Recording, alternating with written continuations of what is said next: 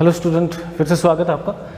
हमारा जो complex number topic चल रहा था उसी में आज देखिए कॉम्प्लेक्स नंबर के साथ कुछ बाइनोमियल कोफिशिएंट्स का क्या हम यूज़ कर सकते हैं या बाइनोमियल कोफिशिएंट से कुछ रिजल्ट आ सकते हैं कॉम्प्लेक्स नंबर को यूज़ करके, वही करने वाले हैं। हालांकि ये टॉपिक हमने बाइनोमियल जब मैं पढ़ा रहा था तब भी आपसे डिस्कस किया था। फिर से देखिए एक बार, मान लीजिए हमारे पास ये कोई बाइनोमियल टर्म है, इसका एक्सपेंशन हमें पता है, क्या लिखते हैं हम, NC0 okay plus NC1x plus NC2x square plus NC3x cube और ये बन जाता है NCnx पावर n। इस फॉर्म में हम लिखते हैं।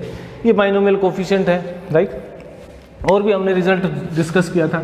मान लो मैं x को 1 रख देता हूँ तो ये बन जाता है 2 power n equal to NC0 NC1, x की वैल्यू 1 हो जाएगी, हमने पढ़ा NC2 और ये बन जाएगा NCn तक चला जाता है, राइट। अगर मान लो मैं इसको x को -1 रख देता हूँ तो ये बन जाता है 0 और ये बन जाएगा NC0 minus NC1 plus NC2, जहाँ पे स्क्वायर है वो पॉजिटिव हो जाएगा, बाकी टर्म नेगेटिव होते जाएंगे, अल्टरनेट -1 पावर n NCn।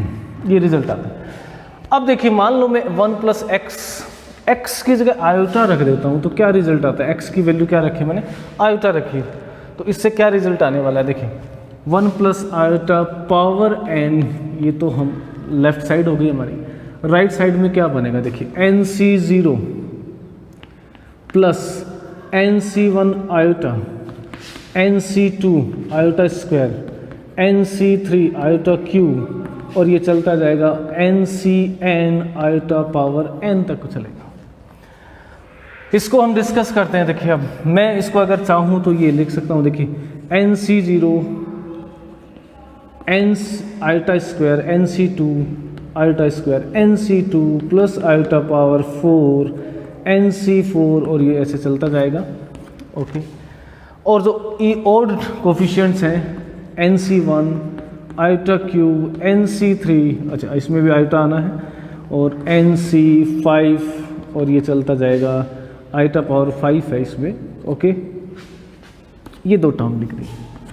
इससे मेरे को क्या इंटरेस्टिंग रिजल्ट मिलेगा, देखिए इसके अंदर देखो आप, इससे मिल गया मेरे को, देखिए NC0 ये टर्म ऐसे बनेगा, आयोटा स्क्वायर हो जाएगा माइनस NC2, ये फिर से प्लस हो जाएगा NC4 माइनस NC6 और ये चलता जाएगा। अल्टरनेट साइन आएंगे, पॉजिटिव नेगेटिव। सेम ऐसे इसमें से मैं आयोटा कॉमन ले लूँ तो ये क्या बन जाएगा, देखिए आयोटा स्क्वायर आयोटा क्यूब, फिर से अल्टरनेट साइन आ जाएंगे और ये बन जाएगा NC1 minus NC3 plus NC5 and so on, okay. ये तो हमारी क्या होगी राइट साइड। लेफ्ट साइड को देखते हैं, 1 प्लस आयोटा।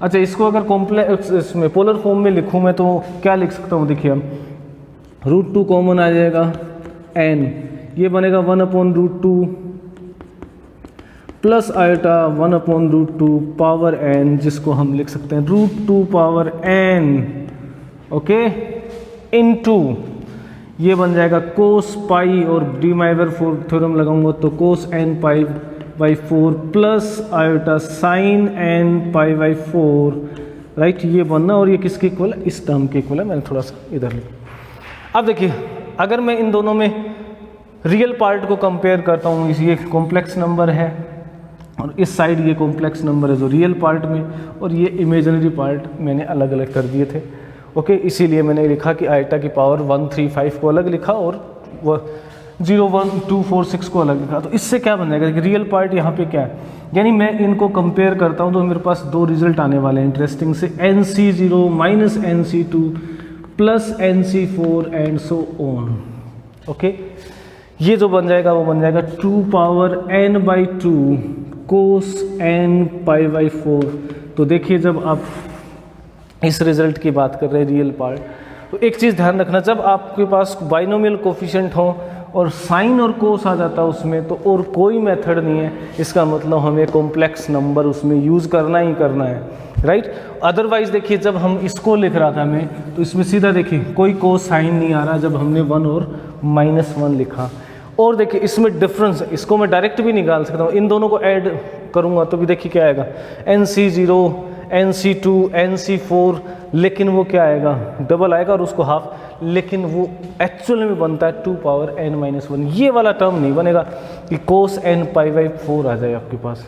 तो जब कोस और साइन आ जाता है, ऐसे ही मैं साइन को लिख सकता हूँ, देखिए इमेजिनरी पार्ट को कंपेयर करूँगा तो ये बनेगा NC1 NC3 NC5 and so on. Okay, minus होगा यहाँ पे, माइनस ये वो तो प्लस ये बन जाएगा equal to 2 power n by 2 sine n pi by 4। एक रिजल्ट ये भी पूछ सकते हैं आपसे, एक तो कोस और साइन आ गया, एंड दोनों को डिवाइड करके पूछ लें तो आपके पास क्या बनेगा 10 n पाई बाई 4 बन जाएगा।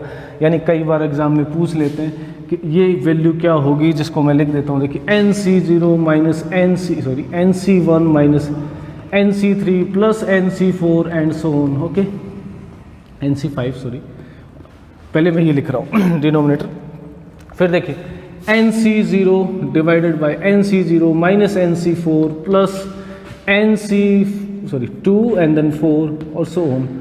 तो ये क्या आ जाएगा, देखिए sine 2 power n by 2 sine n pi by 4 upon में आ जाएगा 2 power n by 2 cos n pi by 4, और ये कुल मिला के आ जाता है 10 n पाई बाई 4। तो ये भी आपसे पूछ सकते हैं कि इसकी वैल्यू 10 n पाई बाई 4 होगी, आपको बताना पड़ सकता है। कॉम्पिटिशन एग्जाम में बहुत बार पूछ लेते हैं ऐसे।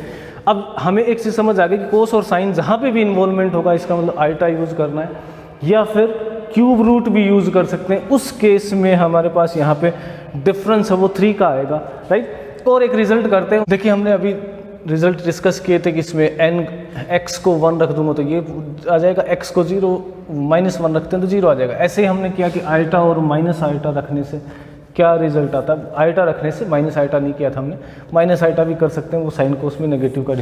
ऐसे देखिए अगर मैं इसमें आईटा रखता हूँ तो मेरे पास क्या आता है NC0 minus NC2 plus NC4 minus NC6, ये रिजल्ट आता है। अभी बताया मैंने आपको 2 power n by 2 cos n pi by 4। Okay, इसी की तरह अगर मान लो मैं इसको, ये क्या था, रियल पार्ट को कंपेयर किया था हमने, इमेजिनरी पार्ट कंपेयर करते तो आ जाता NC1 minus NC3 plus NC5 and so on, and this is 2 power n by 2 sine n pi by 4। ये रिजल्ट आना, ये दोनों रिजल्ट हमारे पास आ सकते हैं। अब इसमें भी देखिए आप NC0 माइनस NC2 NC4, अगर मान लो मैं इन दोनों को ऐड कर दूं तो मेरे पास जो रिजल्ट आना है, हम पहले भी कर चुके हैं पहले वाले में, इनको ऐड कर दूंगा तो ये टर्म कैंसिल हो जाएंगे, यानी double of NC0 double of NC2, यानी मेरे पास आ जाएगा 2, इधर लेता हूँ NC0 plus NC2 plus NC4 and so on, और ये मेरे पास बन जाएगा 2 पावर n, और इसको डिवाइड कर दूंगा 2 को उस साइड तो ये बन जाएगा हमारे पास 2 पावर n माइनस 1। अब एक रिजल्ट ये है, एक रिजल्ट ये आ गया हमारे पास। ऐसे ही इसमें अगर रिजल्ट की बात करूं मैं, इसमें क्या कर दूं मैं, इन दोनों को माइनस कर दूं तो देखिए ये कैंसिल हो जाएगा, ये डबल आ जाएगा, यानी मेरे पास ये रिजल्ट, ये पहले भी पता है हमें कि ओड टर्म का अगर सम लेंगे ओड कोफिशिएंट्स का, राइट, तो वो भी क्या आता है 2 पावर n माइनस 1 आ जाता है। ओके, ये पहले भी कर चुके हैं। अब देखिए इन दोनों को मैं ऐड करता हूँ फिर से, दिस इज इक्वेशन 1 2, ये हमने आईटा रख के यूज़ किया क्योंकि साइन कोस आ रहा है तो इसका मतलब आईटा का यूज़ किया हमने, ये सीधा हमने यूज़ किया। इन दोनों को ऐड कर दूं तो देखिए NC0 ये भी कैंसिल होगा, NC4 डायरेक्ट 4 मिल रहा है, यानी देखिए डबल डबल आएगा, मैं 2 into NC0 plus NC4, right, फिर देखिए 6 वाला कैंसिल हो जाएगा, NC8, और ये चलता जाएगा कहाँ तक, और इन दोनों का सम यानी फर्स्ट और थर्ड का सम आ जाना, इन दोनों को ऐड करूँगा तो देखिए NC2 कैंसिल होगा, 6 वाला टर्म भी कैंसिल हो जाएगा। ओके, तो मेरे पास आ जाएगा देखिए 2 power n by 2 cos n pi by 4 plus 2 power n minus 1। ये किसका रिजल्ट है, डबल का। अगर मैं सिर्फ इसी रिजल्ट को मेरे को पूछ ले, देखिए 0 4 8, कितना डिफरेंस आ गया, 4 4 का डिफरेंस आ रहा है, 4 देन 8 देन 12, तो इसका मतलब हमारे पास क्या है, फिर कॉम्प्लेक्स नंबर का यूज़ होगा क्योंकि 4 में डिफरेंस नहीं आएगा, मैक्सिमम 2 में डिफरेंस आ सकता है। ये देखिए यहाँ पे जब हम विदाउट वो कर रहे थे किसके, कॉम्प्लेक्स नंबर को दोनों को ऐड किया और दोनों को माइनस, तो यहाँ से रिजल्ट आ रहा है। तो इसको सोचना है कि कहाँ पे हमें आयोटा का यूज़ कर सकते हैं, कहाँ पे नहीं। ये चीज़ें आप स्टैंडर्ड रिजल्ट की तरह याद कर सकते हैं, राइट। ये आपको पता ही है, ये भी आप याद कर ही रखा होगा।